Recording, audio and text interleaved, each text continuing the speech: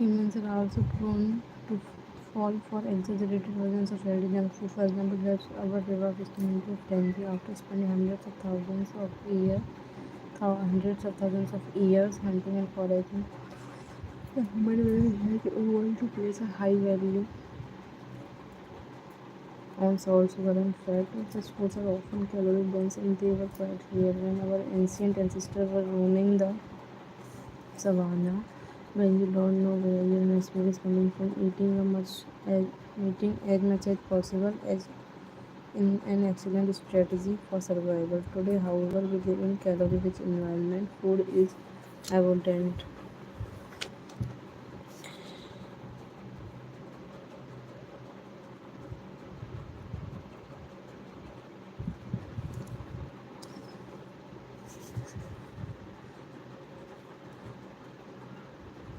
Food is abundant, but your brain continues to crave it like it is scarce. Placing a high value on salt, sugar, and fat is no longer advantageous to our health. Salt, sugar, and fat, but the craving persists because the brain's reward centers have not changed for approximately 50,000 years. The modern food industry relies on stretching out Paleolithic instincts beyond their revolutionary purpose. The primary goal of food science is to create products that are more attractive to consumers. Nearly every food in a bag, box, or jar has been enhanced in some way, if only with additional flavoring. Companies spend millions of dollars to discover the most satisfying level of crunch in a potato chip or the perfect amount of fizz in a soda. Entire departments are dedicated to optimizing how a product feels in your mouth, a quality known as hallucination. French fries, for example, are a potent combination: golden brown and crunchy on the outside, light and smooth on the inside. Other processed food enhance dynamic contrast, which refer to items with a combination of sensations like crunchy and creamy. Imagine the gooiness of melted cheese on top of a crispy pizza crust on, or the crunch of an Oreo cookie combined with its smooth center with natural unprocessed food. You tend to experience the same sense over and over. How is that 17th bite of kale taste? After a few minutes, your brain loses interest and you begin to feel full. But foods that are high in dynamic contrast keep the experience novel and interesting, encouraging you to eat more. Ultimately, such strategies enable food scientists to find the bliss point for each product, the precise combination of salt, sugar,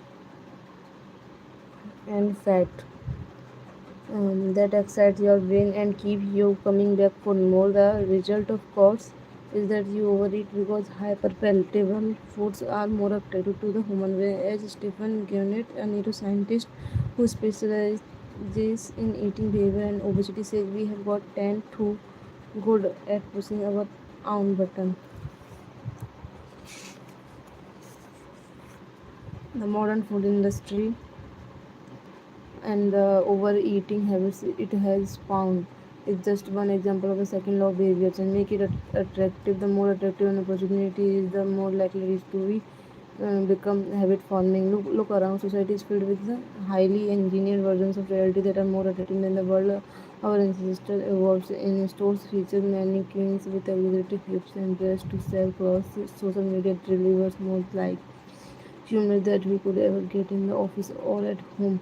Online porn slices together stimulated scenes at a rate that would be impossible to replicate in real life. Advertisements are created with a combination of ideal lighting, professional makeup, and Photoshop edits. Even the model doesn't look like the person in the frame. They are the supernormal stimuli of our modern world that they exaggerate features that are naturally attractive to us, and our instincts go wild as a result, driving us into excessive shopping habits, social media habits, porn habits, eating habits, and many other. If history serves as a guide, the opportunities of the future will be more attractive than those of today. The trend is for rewards to become more concentrated and stimuli to become more enticing. Junk food is a more concentrated form of calories than natural foods. Hard liquor is a more concentrated form of alcohol than beer. Video games are a more concentrated form of play than board games. Compared to nature, these pleasure-packed experiences are hard to resist. We have the brains of our ancestors, but temptations they never had to face. If you want to increase the odds that a behavior will occur, then you need to make it attractive. Throughout our discussion of the second law, our goal is to learn how to make our habits irresistible. While it is not possible to transfer every habit into supernormal stimulus, we can make any habit more enticing. Today, we will understand what a craving is and how it works. We begin by examining a biological signature that all habits share, the dopamine spike. The dopamine-driven feedback loop. Scientists can track the precise movement of a craving occurs by measuring a neurotransmitter called dopamine. The importance of dopamine became apparent in 1950 when the neuroscientists James Old and Peter Milner ran an experiment that revealed the neurological process behind craving and desire. By implanting electrodes in the brains of rats, the researchers blocked the release of dopamine. To the surprise of the scientists, the rats lost all will to live. They wouldn't eat, they wouldn't have sex, they didn't have crave anything. Within a few days, the animals died of thirst. In follow-up studies, other scientists also inserted the dopamine releasing parts of the brain, but this time they squirted little droplets of sugar into the mouth of the dopamine depleted rats. Their little red faces lit up with pleasurable grins from the tasty substance, even though dopamine was worked. They liked the sugar just as much as before, they just didn't want it anymore. The ability to experience pleasure remained, but without dopamine, desire died, and without desired action stopped. When the researcher reversed this process and flooded the reward system of the brain with dopamine, animals performed habits at breakneck speed. In one study, mice received powerful hit of dopamine each time they poked their nose in a box. Within minutes, the dopamine is not the only chemical that influences their habits. Every behavior involves multiple brain regions and neurochemicals, and anyone who claims that habits are all about dopamine is skipping over major process of the process. It is just one of the important role players in habit formation. However, I will single out the dopamine circuit in this chapter because it provides a window into the biological underpinnings of desire, craving, and motivation that are behind every habit.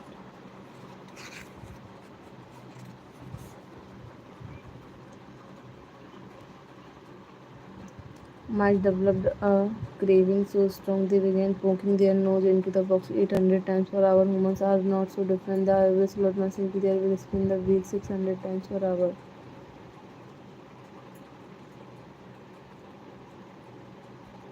Habits are dopamine-driven feedback loop. Every behavior that is highly habit-forming, taking drugs, eating junk food, playing video games, browsing social media, associated with higher levels of dopamine, can be shared for our most basic habitual behavior like eating food, drinking water, having sex, and interacting socially. For years, scientists assumed dopamine was all about pleasure, but now we now know it plays a central role in many neurological processes, including motivation, learning, and memory, punishment, and aversion.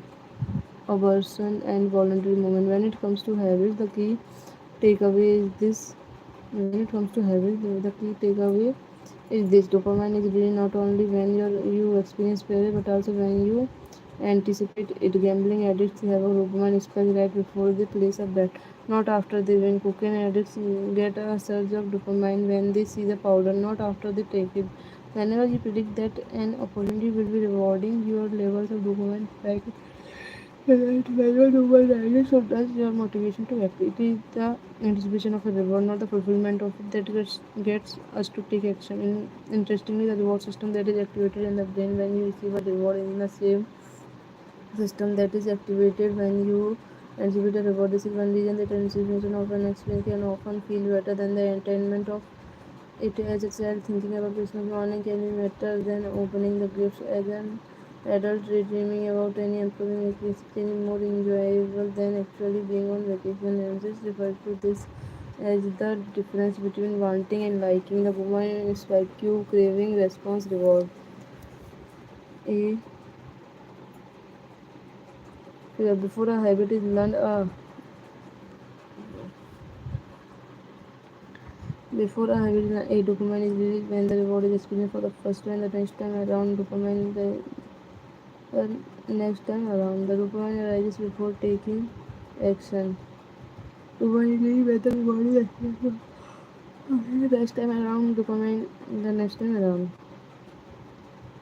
D. The dopamine rise before taking action. Immediately after a cue is recognized, the spike gives a feeling of desire and a craving to take action. Whenever the cue is spotted, it learned dopamine will not rise when a reward is experienced because you already expect the reward. However, if you see a cue and expect the reward but don't get one, and will drop in disappointment. The sensitivity of the dopamine response can clearly be seen when a reward is provided late. First, the cue is identified and dopamine is like craving builds next to response even if the reward doesn't come as quickly as expected. Dopamine begins to drop finally when the reward comes in later and that we have hoped. Dopamine spike again. It is as if the brain is saying, see, I knew I was right. Try to repeat this action next time. Your brain has